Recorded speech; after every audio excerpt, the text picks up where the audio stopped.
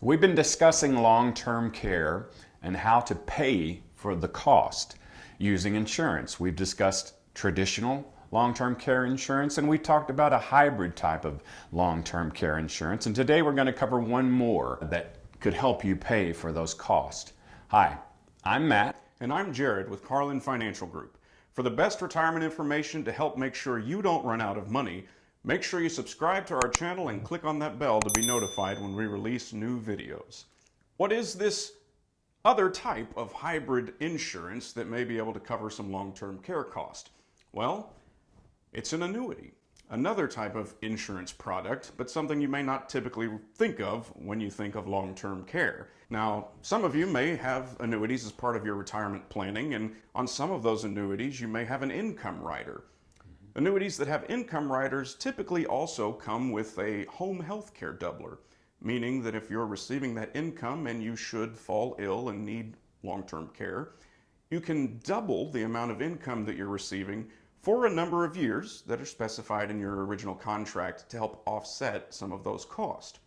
But today we want to focus specifically on annuities that are designed for long-term care coverage. And this was created under the Pension Protection Act. What that act did is allow annuity contracts to include long-term care coverage.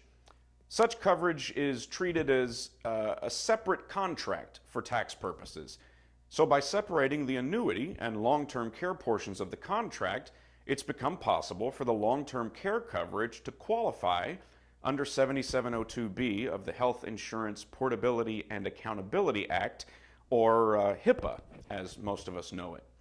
What that means is that as of January 1st, 2010, cash value withdrawals from specific annuity contracts to pay for qualifying long-term care expenses or to pay qualifying long-term care insurance premiums are no longer taxable income, but considered as a reduction of cost basis. Benefit payments from long-term care insurance riders are also not taxable. For this to work, however, the annuity must include very specific language to qualify under the section of HIPAA. So that would preclude any regular annuity from receiving the benefits under the PPA. Now, these tailored long-term care annuities are rather specific in that it has to be non-qualified money in the annuity, meaning you can't take an annuity that's part of an IRA and use that money in this fashion. It has to be non-qualified money or money outside of a retirement account. Of course, you could pay the tax on your IRA and then use that money to invest into that type of annuity. So who does this work best for? Well, if you have a lump sum of money, it could be an ideal situation. Maybe you've got money sitting in a certificate of deposit. You don't really need it at the time anyway.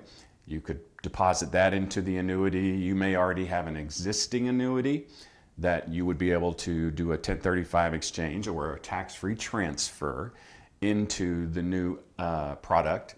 The other type of person that this is designed for is, again, someone who might want to guarantee, because if you do not use the benefits of the annuity to pay for long-term care, then your beneficiaries, again, will receive the annuity payout. So how can you make this annuity option work for you to cover some long-term care expenses?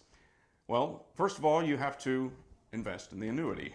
Let's say you made a $100,000 investment.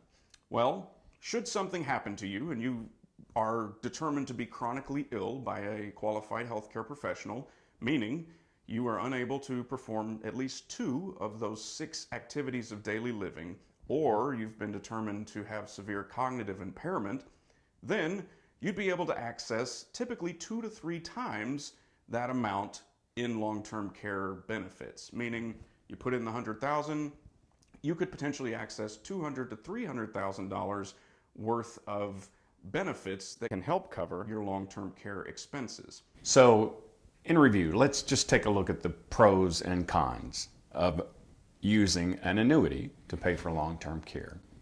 First of all, the annuity value would provide a benefit to your heirs if you passed away and never used those long-term care benefits, or You used some of the long-term care benefits, but you still have a balance of money left in your account, your heirs would receive that. You can transfer the annuity value from an annuity you already own via 1035 exchange, it's a tax-free exchange, to fund the premium. If the interest earnings in the annuity are withdrawn to pay for qualified long-term care expenses, they're tax-free. That's an important point.